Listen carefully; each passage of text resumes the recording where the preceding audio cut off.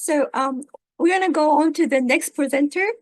Next, we have Ms. Hoshiko Shibata, a midwife and neonatal care expert, will share a practical self-care tip, breathing techniques, and body awareness strategy for a healthier pregnancy on her presentation titled, Supporting Pregnancy in a Modern World, the Essential Role of Midwife.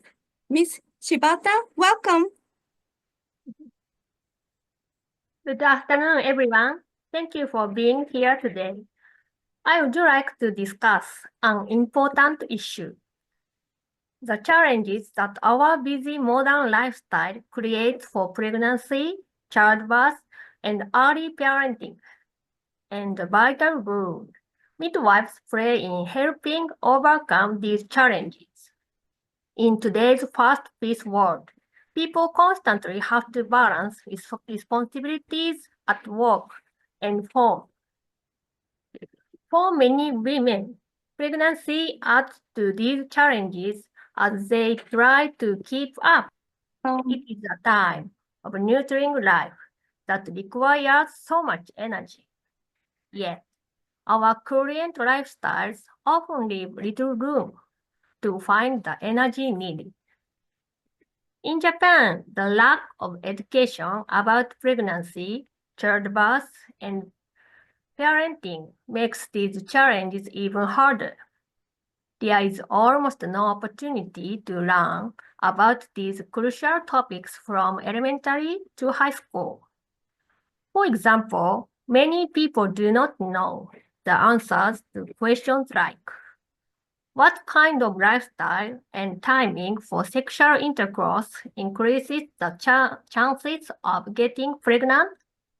What are the early signs of pregnancy, and does everyone experience morning sickness?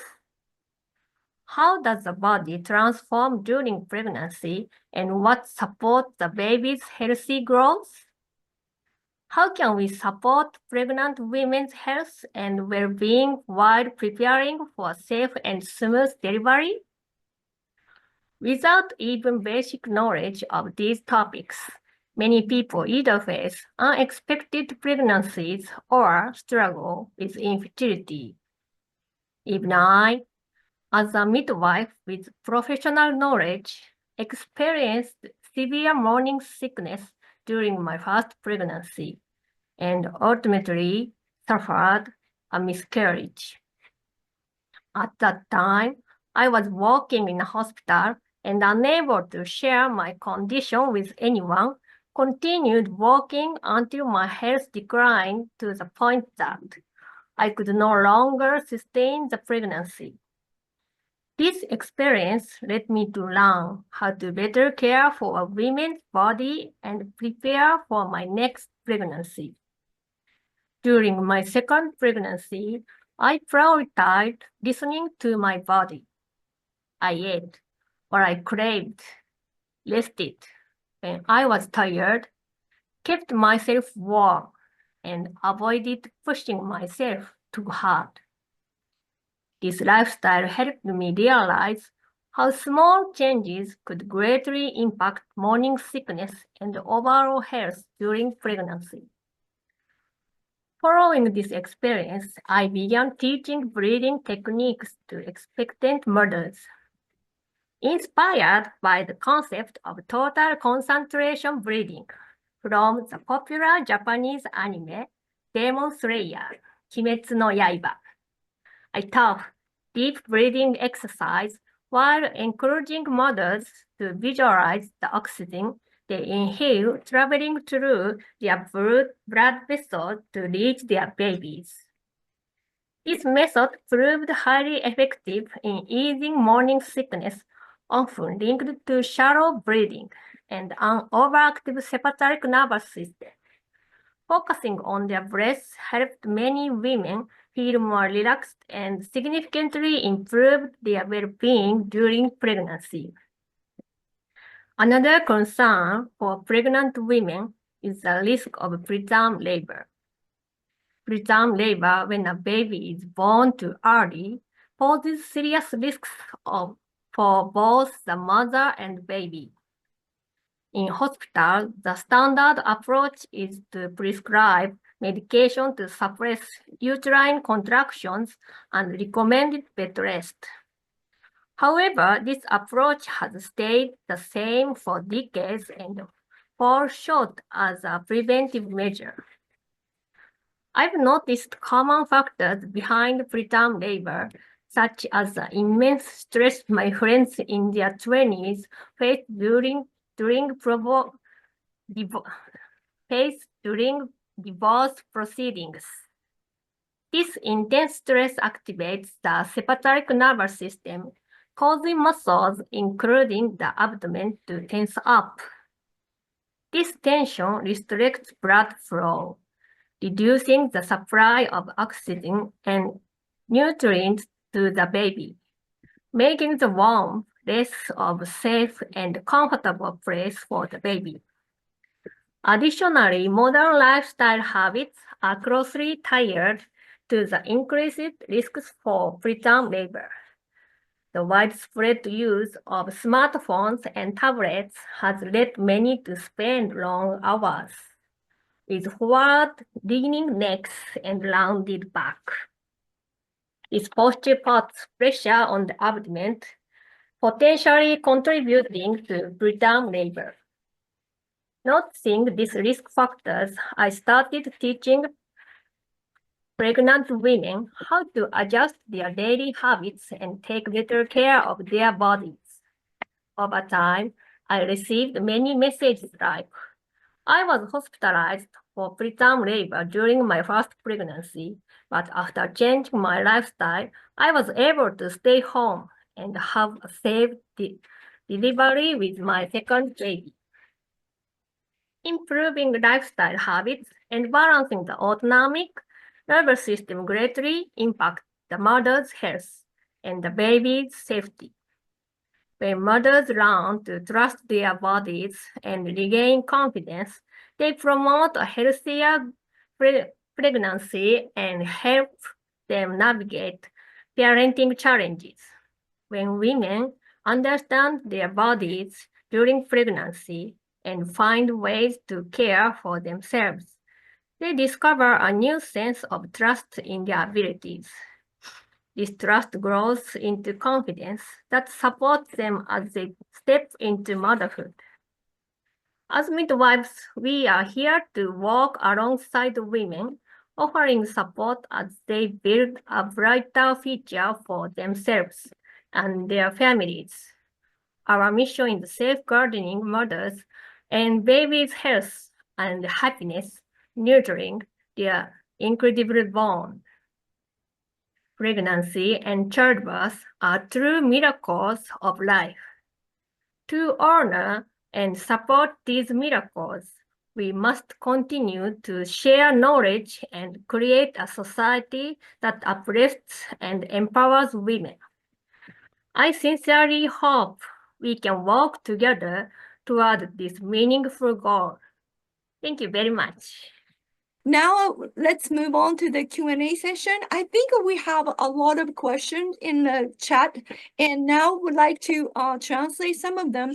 I wonder which one should I go on to read? Let's see. 一つ I'm going to read it.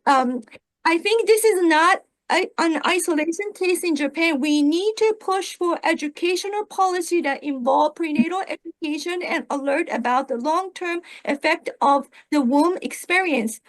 今こちらの方で質問が来てるのですけど、これ日本のことということで私たち発表したんですけれど、これって日本だけじゃないよねっていうことで、もう世界中でこの教育のポリシーが作られる。まず、そういった動きができなきゃいけないんじゃないかなっていう、そのお腹の中の経験っていうものをもっと素敵なものにしていくっていう動きが世界中でなきゃいけないんじゃないかっていうことがあったんですが、そのことについて、先生方からのちょっと意見をお聞きしたいんですけれど、よろしいでしょうか。どなたからいきましょうか。じゃあ、よしこ先生。先ほど、発表聞かれなかったので、まずはよしこ先生から。ありがとうございます。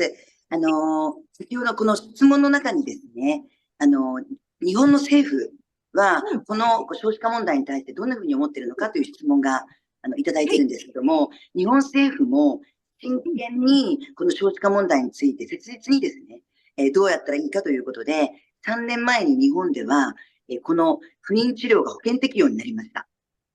少しずつ行きましょうか。はい。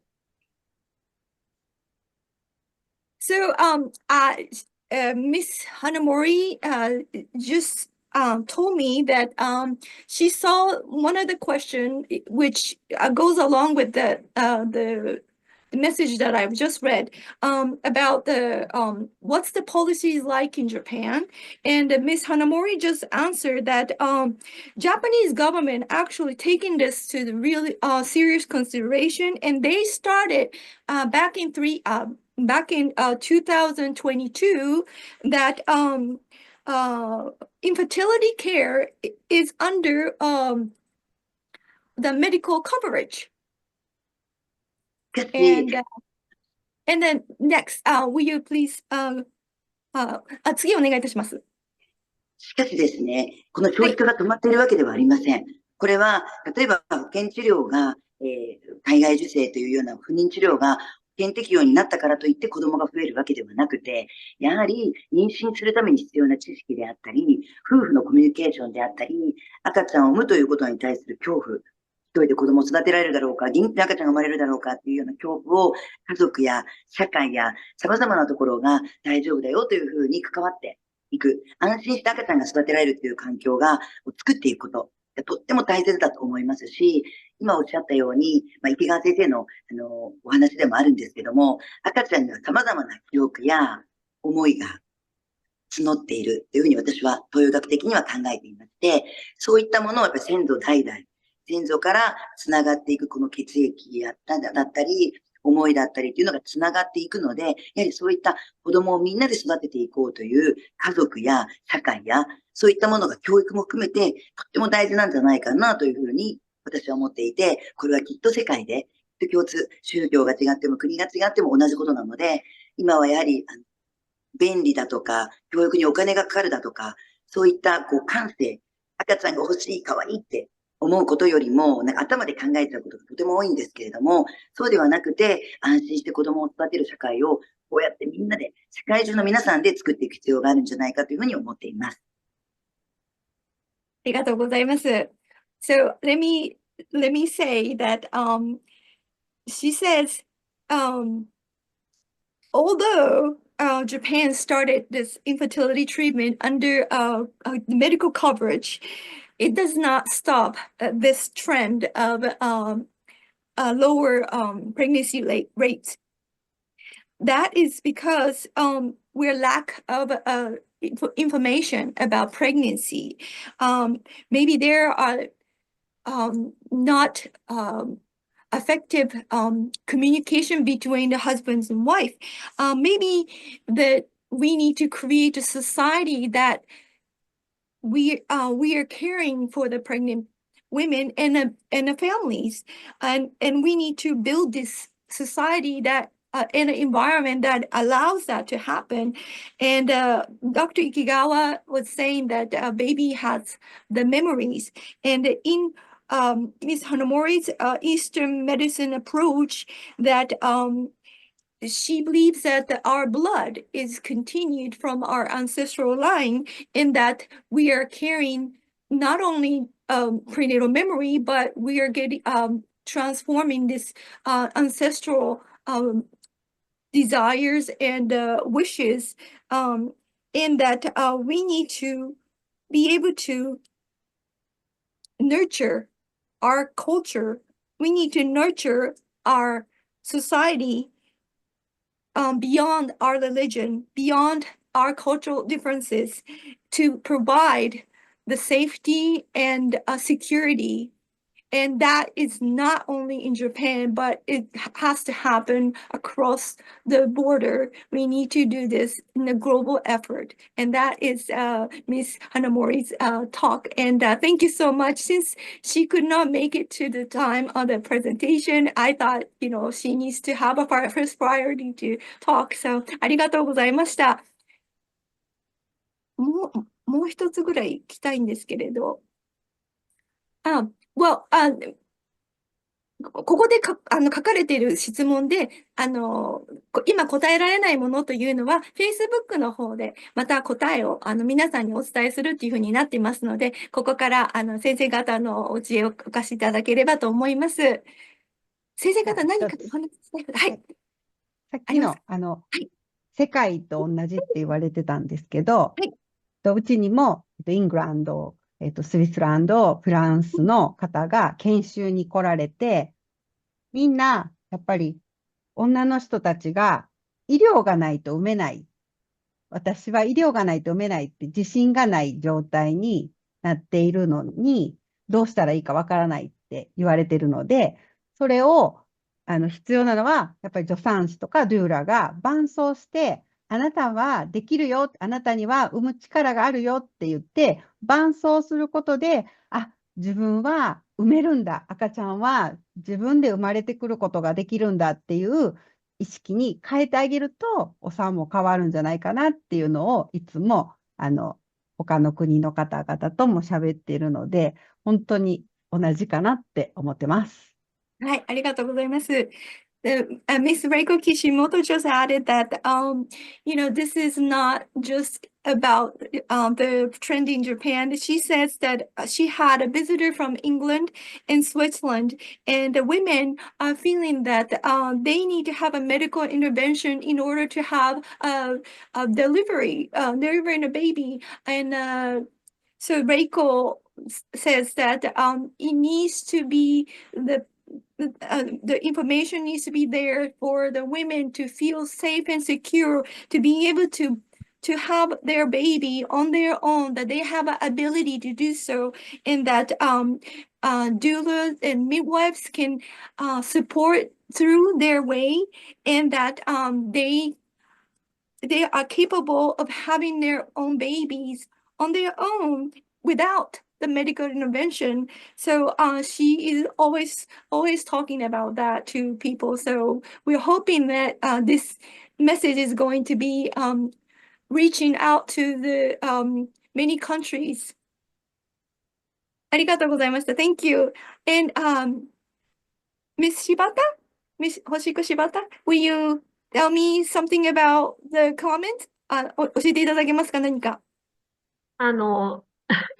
やっぱり、医療が進むと不妊治療がある、無痛分娩があるってなると、みんなが勉強しなくなっちゃうんですよね。なんか、妊娠できそうにな気がする、楽に産めそうな気がすると思って、勉強しないし、病院ではあまり大変なこと言わないので、それで辛い目にあって、こんなはずじゃなかったってなってから、向き合う人がすごく多いんですけど、それより前に、辛い思いをする前にぜひ向き合っていったらいいなっていうのを思ってるので、やっぱり、この助産師たちが発信力をつけるというか、周りの妊婦さんとかこれから妊娠する人たちに、こんな風に体は元気にできるんだよっていうのをたくさん伝えていける力を助産師がつけていかなきゃいけないなと思ってます。